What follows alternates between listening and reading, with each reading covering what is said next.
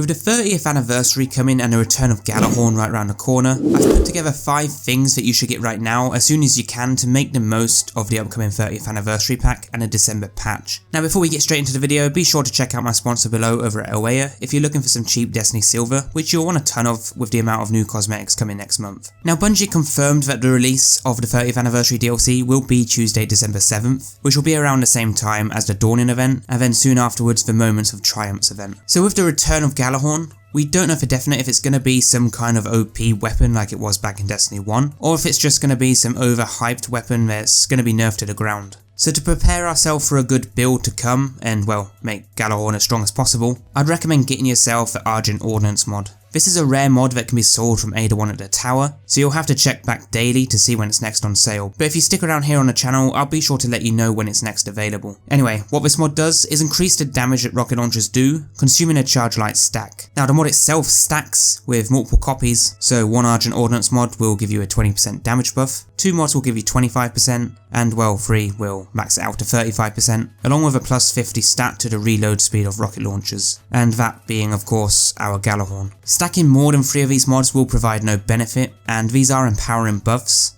so they won't stack with other things like a Weapons of Light Bubble or a Warlock's Well. If you want a good build for the Gjallahorn, be sure to stick around when it releases and I'll get you that perfect build, but just be sure to get this mod beforehand. The next thing I want to suggest getting is the Whisper of Worm, and unfortunately, if you already have it but don't yet have the catalyst, you won't be able to obtain it until I believe next season when it hopefully releases. But this weapon is getting a sweet buff of an increased damage by 10%, and its perk changes so that on critical shots, you'll pull 2 ammo from inventory and 1 from thin air. And I have to say this seems like a reasonable buff, and I'm confident this weapon can rise up into the top meta weapons for DPS once particle deconstruction goes early next year. So definitely get this weapon from the tower archive if you haven't got it yet, because it might be worth holding on to. The third thing I'm going to point out is the Sleeper Simulant, which again is getting a buff, or another buff, and honestly I thought this performed pretty well as it was, and I'm surprised they're buffing this thing again. But Sleeper will be getting a 6% damage buff in PvE, as well as an increased mag size going to 4 up from 3, and not just that, linear fusion rifles as a whole, including Sleeper,